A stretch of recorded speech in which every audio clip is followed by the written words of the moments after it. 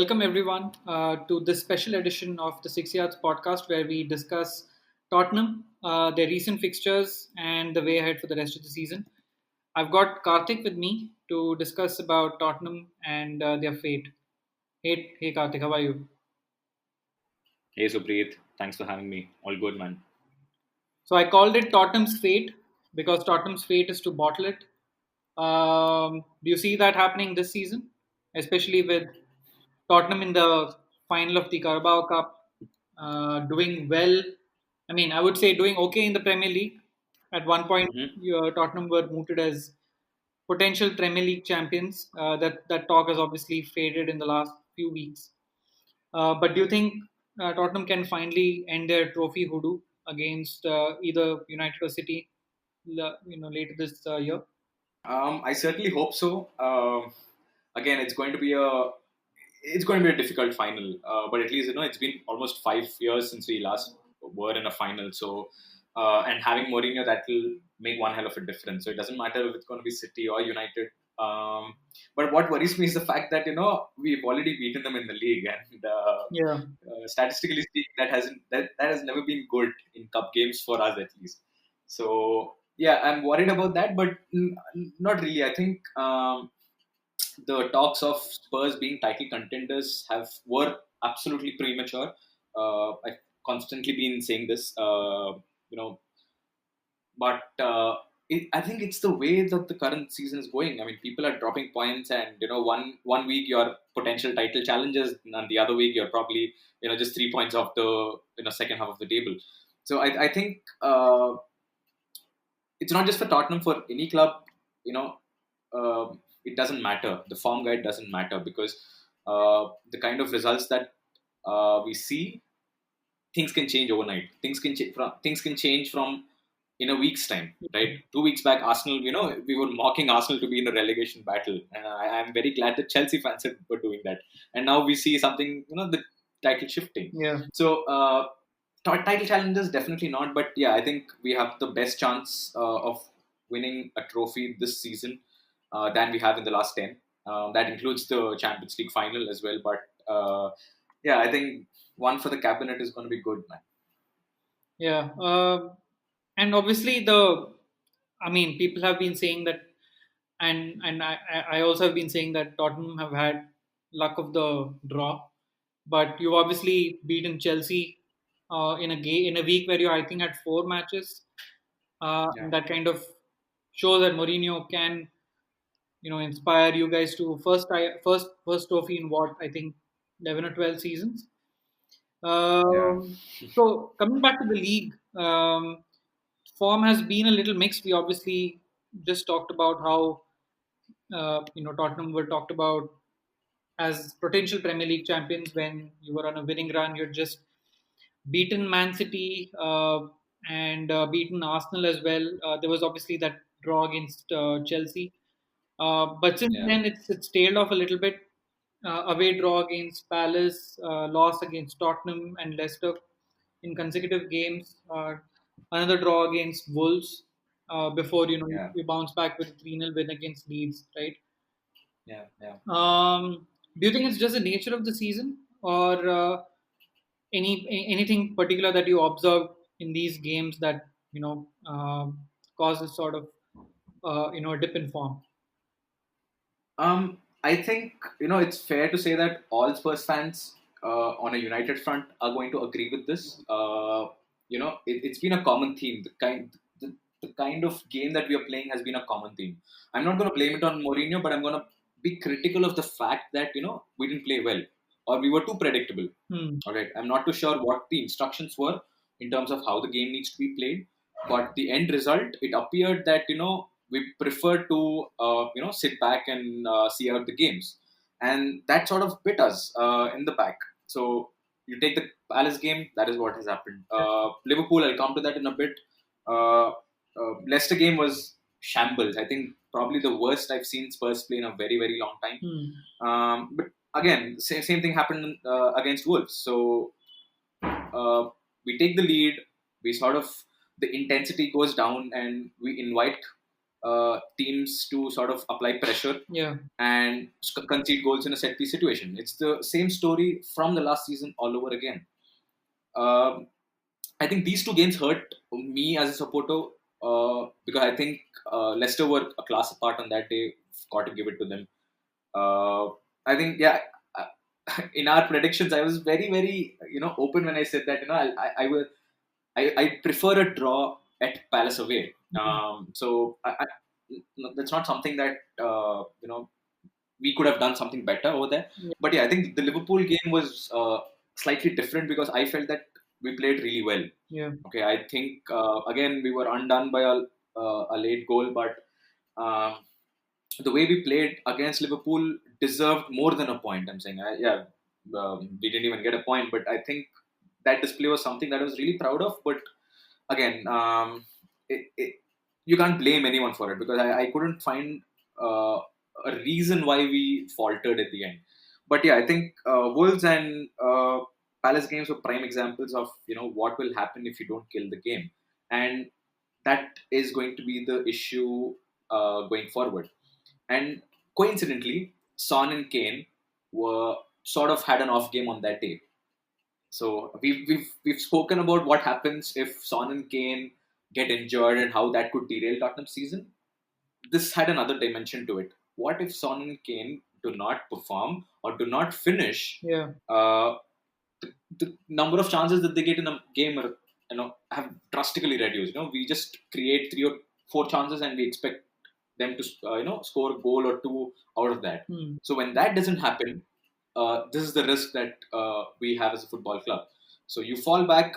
All the defense has been is good, I would say, compared to last season. But yeah, I think set plays you really cannot predict set plays. So I think that is what has miffed me as a supporter. That common recurring theme of conceding late and losing out on points.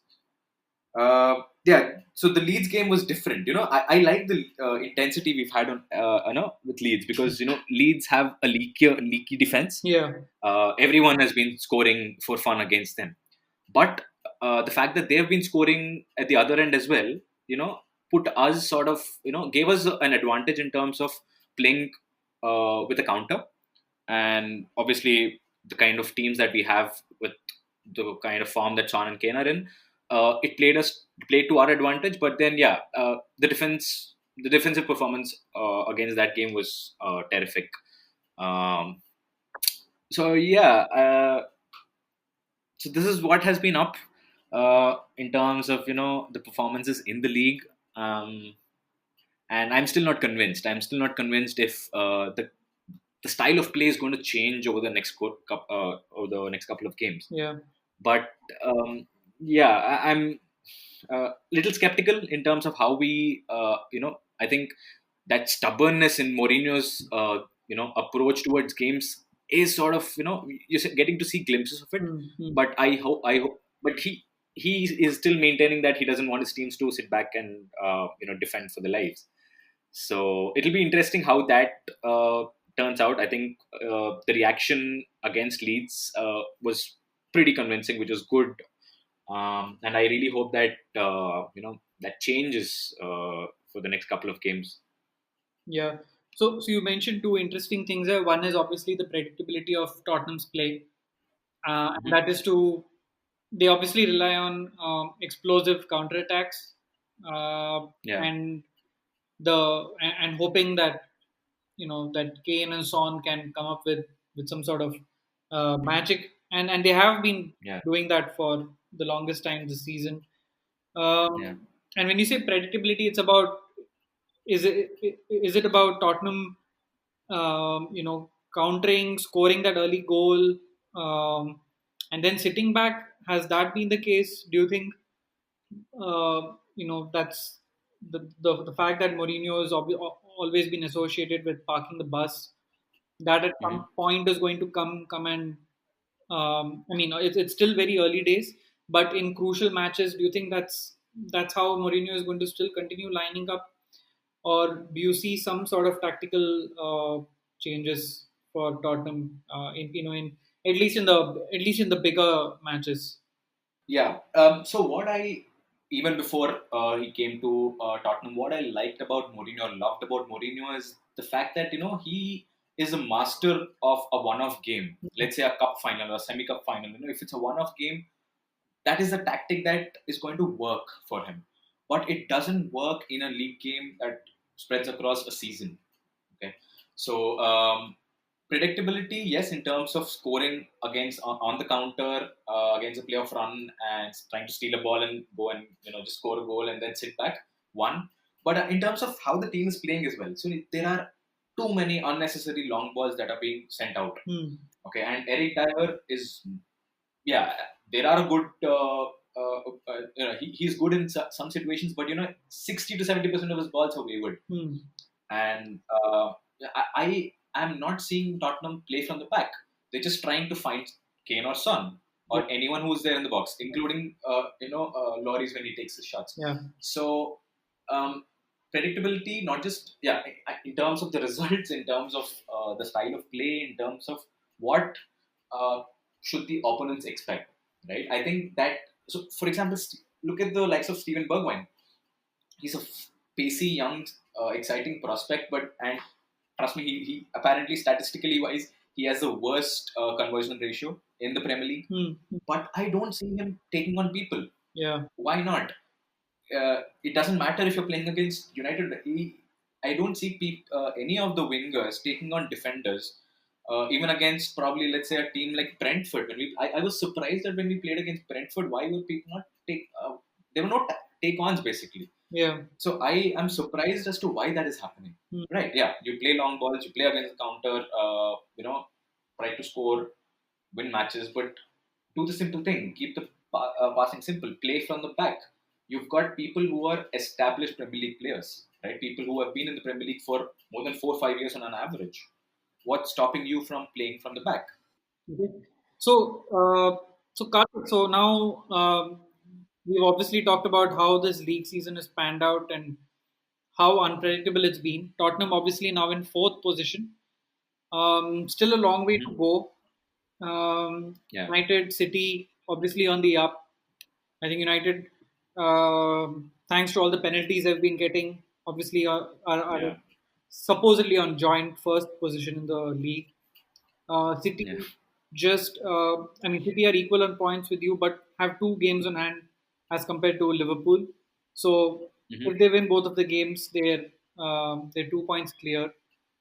Yeah, Leicester City, strong squad, good manager, and they can on any particular day they can win games and bag 3 points. Obviously, they are going. yeah, They're already there in for the long shot. yeah, Then there are the outsiders like Southampton, Everton, Villa. Chelsea obviously tailing off a little bit, but you obviously can't write them off. They've still got a very talented squad. oh yeah. Especially after spending 200 million, sure. Yeah. And then there's West Ham. I think they will eventually tail off. There is Arsenal, who I Yeah. definitely hope will prop up in the league. So, uh, where exactly do Tottenham fans think, or where do they expect Tottenham to finish this season? Is the league title still being talked about? Top four definitely. What are your predictions? No, again, yeah, league title is way too premature. I really don't think even the players are going to think about it. I'll be surprised if they do because I think the focus will remain as it has been over the last couple of years. Top four, back in Champions League. I think it's one season away from it. Probably, I think it's critical in two ways. One, in keeping all the stars that we have, right? I think the kind of pedigree that Tottenham as a club has in terms of the player strength, they need Champions League football. Or else, if we cannot offer Champions League football, yeah, I think the likes of Son, Kane, and Dombele, Lo Celso, all these will move on. So it's important in that sense, and also from a financial standpoint, especially that the revenues have sort of taken a hit due to the COVID situation. It's going to be very critical for Tottenham as a club. So yeah, top Champions League spots, but yeah, let's see how. things will pan out. Maybe if at all, Tottenham. I really don't want to sort of put up. We've seen how we have drifted away from being title challenges. Let's wait till end of March or probably April to really start considering Tottenham as favorites for the title, if at all they're in the race by then. Yeah. And finally, from yesterday's match against Brentford, it seemed like Jose still started his best team. At least most of the players you would generally see in the Premier League matches started. Son, Kane, Yeah. how and also Tottenham had to play extra 3 games at the start of the season because of Arsenal obviously winning the FA Cup and uh, Spurs having to go through those extra qualification rounds. You had to bring that point up, right? I had to. So fatigue, right? Spurs obviously don't have the largest squads. They haven't spent 200 million like Chelsea have. Um, Yeah. they've obviously got players who can come in, like Bale. There's Bergwijn if Tottenham can get him to fire. Um, Mhm. there are good backup defenders, but do you think fatigue is uh, maybe slowly creeping in? Could it be a potentially big factor as we go into the business end of the season? This is still early days. We're obviously just halfway through the season, but the fixtures are now Yeah. coming thick and fast because there have been postponements and all of that, right? So, Yeah. do you think that it could play some sort of damning role for your season? Yes and no. Yes, in see, I think we are in certain departments we are well equipped. The fullback situation is sorted. I'm not really worried about, and Jose is rotating quite well. Centre backs, yes. So he has consistently rotated the likes of Dyer, Alderweireld, and Sanchez. Maybe Joe Roden sort will get into the fray, but I think yeah, in terms of we might need one more centre back in terms of getting through. But what really I think Højbjerg is probably there might not be a replacement or a backup for Højbjerg. Yeah, yeah. He is going to play every minute of every game, and he's totally capable of it. He has done True, but without getting injured in the yeah, past. yeah, but Lo Celso has proven to be, I mean, a reliable option in midfield, obviously, right? Yeah, for sure. In terms of passing, yes, but in terms of breaking that play up, I really don't see any alternative. Yeah, I mean maybe if we can recall Oliver Skip, Hmm. but I don't see him doing this exact same role that Højbjerg does. And I really the number of options that I mean the quality options that are available in the transfer market are limited. Yeah, I mean we've seen that in the past with many clubs. yeah, And But yeah, I think in terms of fatigue, uh, the only question is going to be on Kane and Son. I think, but what surprises me is the fact that they are desperate for trophies. hmm, And mark my words, I think they feel this is the season to for that to happen, and they're going to play through it. But yeah, I've said in the past, it's going to be the same. The kind of backup options we have at Spurs are just not good enough. hmm, It hasn't been good enough for the last couple of years, and although we have invested, I mean, wisely, I would say, but it's not paying. I don't see it giving any dividends. Lucas Moura, again, not. I mean, he's got that flashes of brilliance, but yeah, yeah. don't see any end product. Hmm, Lamela is more often than not injured. Lo Celso, I think, is probably trying to shadow him and sort of follow that route. Getting injured quite often. But apart from that, yeah, I mean, Jedson, who came on loan from Benfica, he's nowhere to be seen. And Dele Alli, I really don't know what's happening in this case. So from a transfer market strategy, it's a very unique situation. Spurs simply cannot bring in another player without offloading one. hmm, And with the likes of Danny Rose, who has been sidelined, rightly so. we're going to lose out a homegrown player, and that homegrown category or the criteria is a very tricky one at Spurs. So definitely fatigue is going to be a big parameter in terms of how our season is going to progress or how the outcome of it is going to be.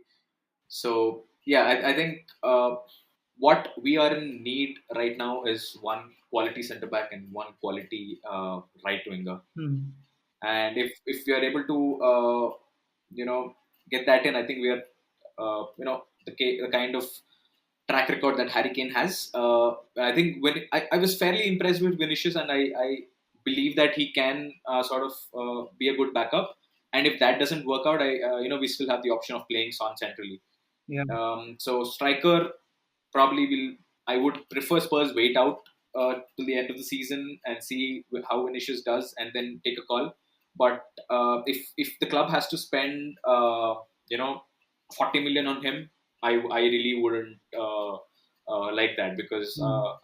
there are much more proven options in Premier League for around 40-50 million, and I would prefer that Tottenham go for them. So yeah, I don't think transfer market is going to assist Jose Mourinho to the extent that he would like. But yeah, this is the reality, and as you said, it's going to be a very crucial point uh, in the season ahead. Yeah. One last question. You obviously mentioned Dele Alli. What's the situation? Does he have a future at the club? Obviously, things are definitely not going well between him and the manager. Yeah. What do you think is going to happen? Is he going to leave maybe in January or maybe even towards the end of the season? It looks like it, Subrid. I really don't see why he was not even probably in the final minutes of the game against Brentford. He was not even called, and we had so many substitutes. I mean, semi-finals in the Carabao Cup allows you 5 substitutions, right? So why? What's happening? I mean, Yeah. I don't think he's a Yeah. player who doesn't deserve that. Hmm. Hmm. Obviously, uh, but inside sources in the club, they say that Tottenham want to retain Dele Alli because of the homegrown issue that I had spoken about earlier. We cannot really afford to lose Dele Alli. But again, I really don't know what's happening with him and Mourinho. We've seen Mourinho isolate players in the past, and I sort of have right now, I'm starting to have that feeling that he's one of them. But yeah, I think if this continues, and with the fact that Pochettino is now at PSG, and PSG have a long-standing interest in Dele Alli, I really wouldn't be surprised if he goes on a loan at least for the second half of the season. If he's not playing, he might as well go there, because I think Daniel Levy is smart enough to understand that a player who had a huge market value. He knows the potential downside if he doesn't play, and that is Yeah. going to drop. So Yeah. from a financial point of view as well, I think it will be better for all parties if he sort of goes on loan. If he performs well, if their relationship is back on track, it'll be a big boost for Tottenham in the next season. Hmm. If not, if he performs well and the relationship is still, not fruitful, then probably we might look at shipping him off in the summer. Yeah. But yeah, I think with Pochettino now at PSG, I think it's very very likely that they will come in with a bid. Yeah. And with Arsenal looking for a creative midfielder, would you rule it out? Oh, definitely, definitely. Now I don't know. It could be Dele Alli. It could be Christian Eriksen from what we are hearing. So yeah, but I really don't see that happening. Yeah. And if it does, right, it's going to be so. I don't know. It's not. It's definitely not going to be Sol Campbell-esque, but yeah, definitely something to look forward to in the North London derbies. All right, Karthik. Always great talking to you. And hope to catch you next week for our next podcast. Thank you so much. Thanks, Supreet.